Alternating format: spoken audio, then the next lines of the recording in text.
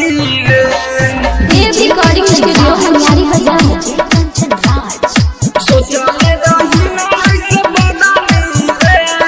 नीम चौक चौसीमा वैशाली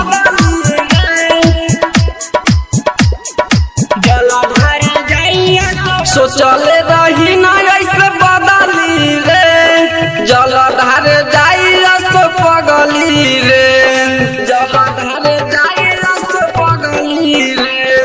सोचले रही ना ऐसे बदली रे जलधार जाइया तो पगली रे हमरे लाजी है हमरे ला मारे जाइया सो देव घर नगरी रे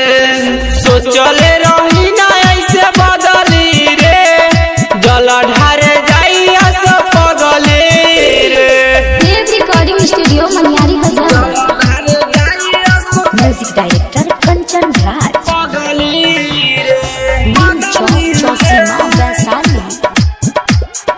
सोचले रही ना ऐसे बदली रे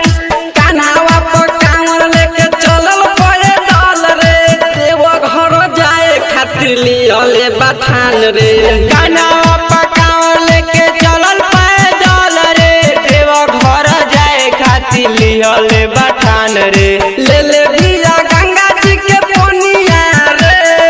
ले ले बिया गंगा जी के पनिया रे जलधार जाइया सोरनिया रे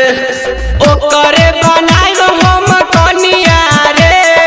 जलधार जाइया सोरनिया रे जलधार जाइया पगली रे देव रिकॉर्डिंग स्टूडियो हमारी बाजार कंचन राज सोचले रही ना ऐसे बदली रे नीम चौक चौसीमा वैशाली